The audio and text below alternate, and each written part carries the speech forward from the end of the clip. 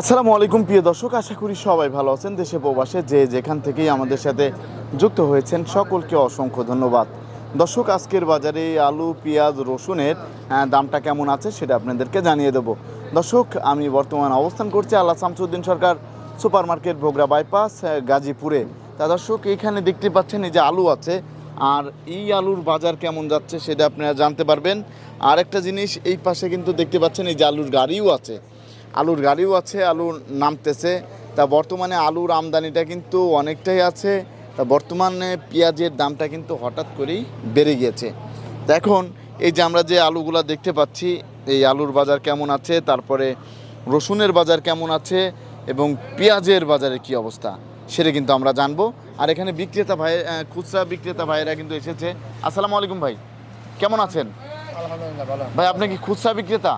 আমি এখান থেকে নিয়ে খুচরা বিক্রি করেন? তা আপনিও তো একসাথে আসছেন। জি জি, তা কোথা থেকে আসছিলেন ভাই? আমরা কোনাবাড়ি থেকে এসেছি। পোড়াবাড়ি থেকে আসছেন। ওইদিকে বেচা কিনার কি অবস্থা? আপনার আলু আলহামদুলিল্লাহ বেচা কিনা কি কম হচ্ছে নাকি একটু বাড়তি? বেচা কিনা একটু বেশি হচ্ছে, কারণ সবার কাছে এখন বর্তমানে স্যালারি ছাড়ছে। হ্যাঁ, আর বর্তমানে আলুর দাম তেমন একটা না, কম 20 আছে টাকা দেখে কেজি, এর জন্য 20 টাকা কেজি। এর জন্য তারপর একটু রসুনের দাম 80 টাকা 90 টাকা কেজি।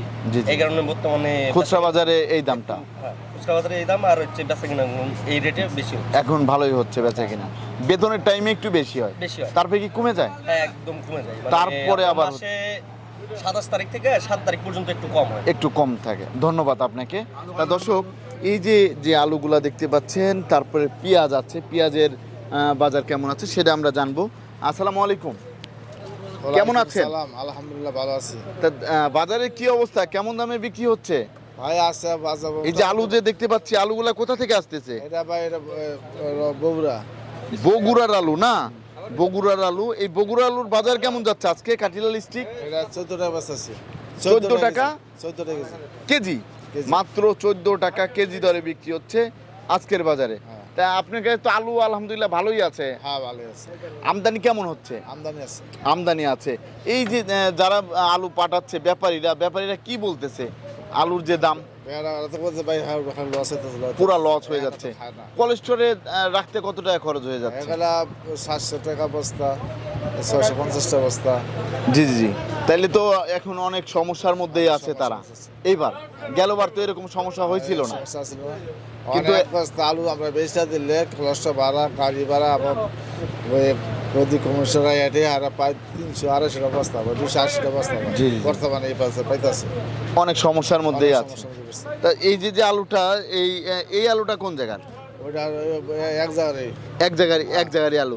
ডায়মন্ড আলুর বাজার কেমন যাচ্ছে? আমার বর্তমানে 16 টাকা, 15.5 টাকা এই অবস্থা চলছে। আমার কাছে ডায়মন্ড নাই, মানে এটা বাজার আপনার কাছে নেই। এই যে আমরা রসুন দেখতে পাচ্ছি, এই রসুনটা কোথা থেকে আসতেছে? এটা নাটক। জি, নাটোরের রসুন। এই রসুনটা কত করে যাচ্ছে আজকে? এইটা বেচছে আপনি 80 টাকা কেজি। এটা 80 টাকা কেজি। 82 এটা কত? এটা 82 টাকা। 82 টাকা। আর এই পাশেরটা? এটা একই দামে যাচ্ছে।